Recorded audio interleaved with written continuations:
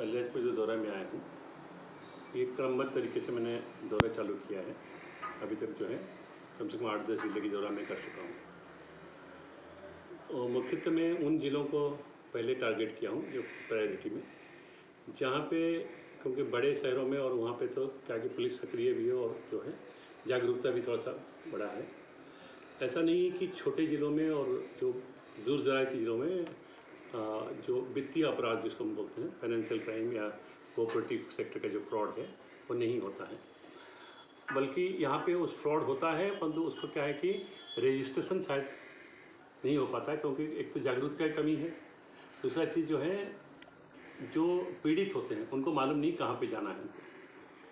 हो सकता है पुलिस की भी इतनी ज़्यादा, क्योंकि EOW और लोकायुक्त और CBI टाइप के ऑर्गेनाइजेशन पहले से ये काम को करते रहे हैं, तो इसलिए लोग क्या है कि पुलिस जो लोकल पुलिस भी इतनी अच्छी ट्रेंड नहीं है। तो सबसे पहला मेरा जो मकसद है कि जन जागरूकता एक हम बढ़ाएं, तो लोगों को मालूम हो कि उनके साथ जो धोखाधड़ी हो रही है उनको कहीं भोपाल या इंदौर या दिल्ली जाने की ज़रूरत नहीं है। वहाँ पे लोकल जो है थाना और लोकल SP ये सक्षम है उनको सारा चीज़ को रेमेडीज़ को क्लियर करने के लिए, उनकी जो पीड़ा है उसको क्लियर करने के लिए। इसलिए इस श्रृंखला में हमने सबसे पहले तो SP साहब को कहा है और यहाँ पे रेवेन्यू अथॉरिटीज़ को भी कहा है कि, और PRO को मैंने आज बुला करके भी किया है कि, और आपके माध्यम से भी बोल रहा हूँ कि जितनी ज़्यादा प्रचार प्रसार हो इस संबंध में। और दूसरा चीज़ मैंने कहा SP साहब को कहा है कि यहाँ पे अब हर संडे कुछ दिन तक 2 घंटे कम से कम जन सुनवाई का जो है कार्यक्रम शुरू करें, कि जो ग्रीवेंस है लोगों की, किसका पैसा कोई ले गया है नहीं दे रहा है, सूदखोरी का मामला है या चिट फंड के मामला है, जितने आप लोगों ने अभी चर्चा की है कि बैंकिंग में कोई प्रॉब्लम है, प्राइवेट बैंक ने पैसा लेके या कोई कंपनी ने पैसा लेके भाग गया है, ठीक है, उनको पैसा मिल नहीं पा रहा है, इस सब की एप्लीकेशन ले करके और अपने पास जो दस्तावेजें हैं वो ला करके थाने में थाना प्रभारी को दें। और SP साहब और एडिशनल SP साहब जिले स्तर पे और SDOP साहबान भी इसकी मॉनिटरिंग करेंगे। आज जो मीटिंग हुई थी वहाँ पे रेवेन्यू अथॉरिटीज भी थे, ADM भी थे, SDM भी थे, तहसीलदार लोग भी थे, तो सब लोगों को भी जो है इंस्ट्रक्शन दिया गया है कि किस तरीके से इसको मॉनिटरिंग करें, और अगर सिविल तरीके से इस पैसे को वापस दिलाया जा सकता पहले उसके प्रयास कर लें। अगर पैसा ना देने में आनाकानी करें या पैसा देने में अक्षमता दिखाए जो आदमी ने पैसा कलेक्ट किया है, तो उसके तह तक जाएँ। केवल खाली एजेंट को पकड़ के बंद कर देने से नहीं होगा और खाली आपराधिक प्रकरण कायम करके लोगों को जेल भेज देने से नहीं होगा, बल्कि सारा पैसा उनकी रिकवर किया जाए और ज़रूरत पड़े तो बेनामी ट्रांजैक्शंस का भी इन्वेस्टिगेशन किया जाए। जो बेनामी तरीके से लोगों ने प्रॉपर्टी बनाया है, जब तक पूरा पैसा हमको नहीं मिल जाता है तो अगर चालान पुटअप कर दिया तो सप्लीमेंट्री चालान फाइल करें। प्रॉपर्टी का जब तक पूरा का पूरा निराकरण नहीं हो जाता है तब तक जो है इन्वेस्टिगेशन जारी रखें और सारे प्रॉपर्टी को राजसात करने के लिए कोर्ट के माध्यम से अटैचमेंट भी करें, और कोर्ट जैसे डिस्पोज करेगा तो पीड़ित को उस पैसे को वापस उससे मिला जा सकता है। तो इन्वेस्टिगेशन का स्तर इम्प्रूव करने के लिए, और क्या है कि क्या प्रॉब्लम्स हैं जो कि हमारे पुलिस अधिकारी, हमारे जो इन्वेस्टिगेटिंग अधिकारी उसको अप्रिशिएट कर सकें, और उनकी क्या तकलीफ है इन्वेस्टिगेशन करने में, उसकी कैपेसिटी कैसे इम्प्रूव होगा। तो हमारे राज्य स्तर में कम से कम 100 लोगों को हमने ट्रेनिंग ऑफ ट्रेनर का कोर्स करा चुके हैं। अब मैंने PTS को भी और पुलिस ट्रेनिंग एकेडमीज को लिखा है और उनको जो कोर्स करिकुलम बना के देखे, सेमिनार, वर्कशॉप और ट्रेनिंग रेगुलरली जारी करें। और SP साहब को भी बताया कि अपने ज़िले में भी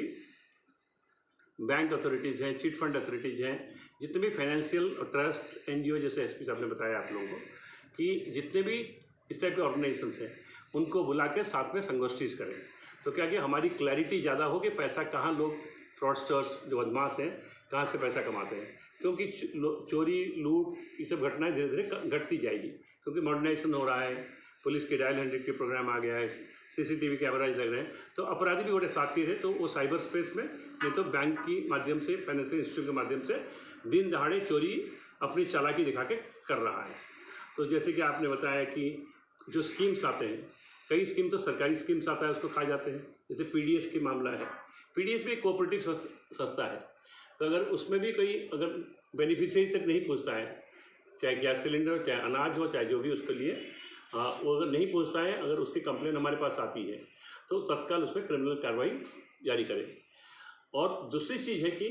हमें ये भी देखना है कि जो प्राइवेट सेक्टर्स हैं, जो उन्होंने लुभावना स्कीम दिखा के लोगों से पैसा ले जाते हैं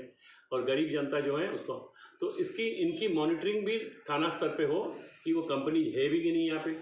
और है तो क्या काम कर रहे हैं। जो पैसा लेके आ रहे हैं बाहर से, विदेश से पैसा ला रहे हैं या देश से पैसा ला रहे हैं, फंडिंग एजेंसी से पैसा ला रहे हैं, वो वाकई क्या डेवलपमेंट में लगा रहे हैं और कुछ कर रहे हैं। तो इनकी भी मॉनिटरिंग जो है थाना स्तर पे होना चालू होगी, बीट स्तर पे होना चालू होगी।